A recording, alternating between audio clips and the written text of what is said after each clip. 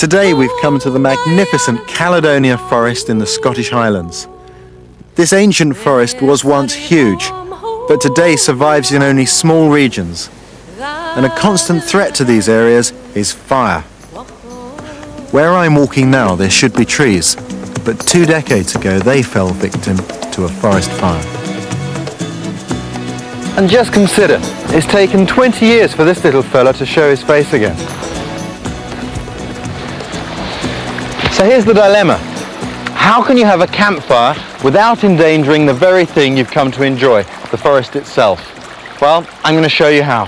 Bare earth, that's the best campfire place. Even in a forest like this, the ground itself can burn.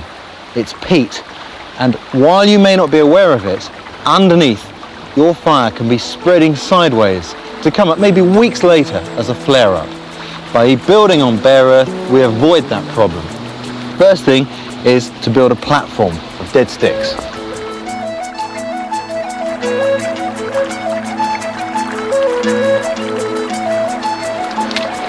Now you should never have a fire without a really good reason. So I'm going to cook you the 3 Bs. That's backwards coffee, bacon and bannock. This is the horse's hoof fungus. It's common in northern Scotland, growing on dead birch trees. Inside there's a layer of the fungus. You find it here, called amadou. And I've got some of that prepared, and we'll use that to start our fire today. Okay, we've got our sticks, and I've popped some birch bark in here to help get the fire going. I've also got some lichen that we gathered earlier to take the spark from our amadou, from the fungus we've got. And this is some prepared amadou, and I'll use that with flint and steel, which will give me sparks. And this is how it works. There we go.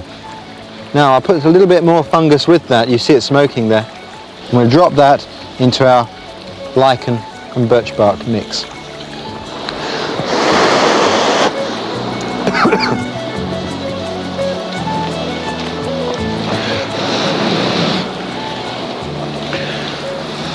I'm going to use these pieces of wood to grill my bacon, but first I'm going to heat them.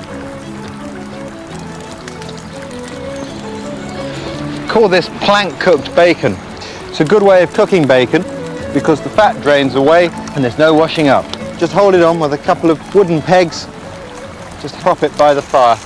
Now we can get on with making the coffee and the bannock. This is my bannock mixture. I prepared it before I brought it out. Bannock is a traditional Scottish unleavened bread. Goes back centuries. It's got oatmeal, flour, salt and some baking soda.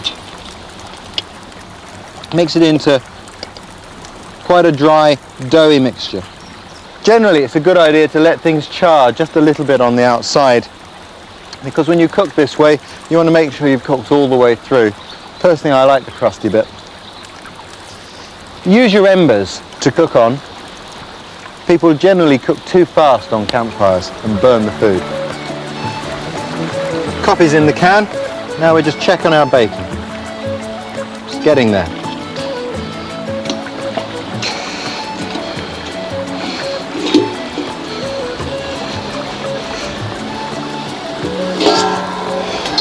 You know, it's just occurred to me, this is a BBC breakfast.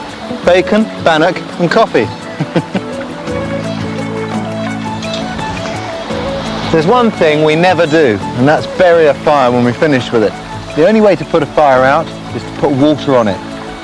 Let the fire die down until it's just embers, and then pour water on. Be careful not to scald yourself with steam. When a fire is out, you can pick the embers up, and this must be your guide to a fire being out. Pick the embers up and scatter the ashes as widely as possible to disperse them. If you've done the job properly, it should be really easy to cover up.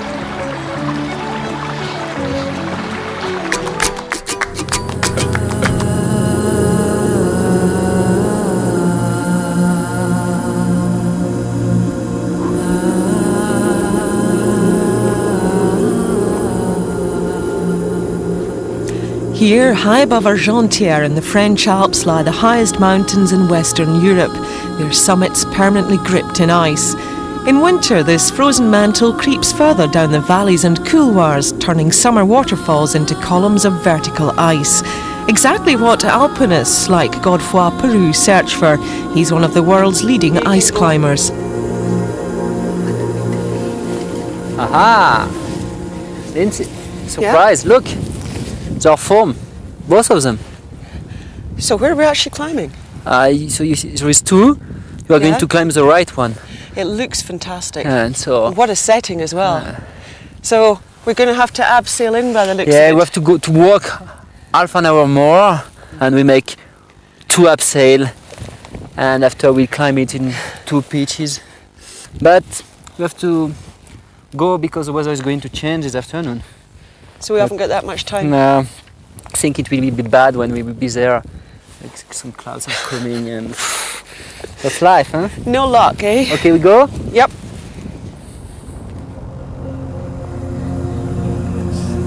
You get the sense that there's a lot of space down on the left-hand side. Yeah. Oh yes, I remember this cave here in the Serac. So somewhere below us here? Just below here. You sure we're not going to go over the edge here? Oh gosh. The atmosphere of the place is incredible. The glacier constantly groaning and cracking as it creeps slowly down the mountain. Everything around us seemed to be on the move. Good reason to make sure we were firmly attached to the route. And with a few trial whacks, Godefroy was off, doing what he does best. Ice climbing appears to be a combination of brute force and very delicate footwork. Try to find the ice I clean. Okay, here it's clean. Following your footsteps. You're running up that.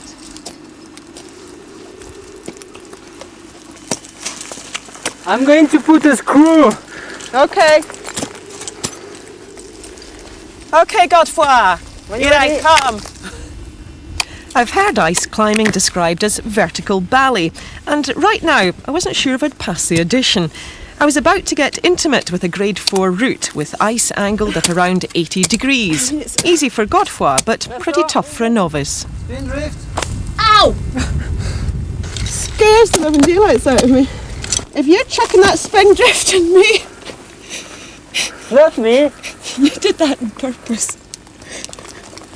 You're supposed to be a chivalrous Frenchman. By now, the muscles in my legs were absolutely screaming with the effort. Small steps. Thought you said it got easier now. Yeah, but you climb so well, so...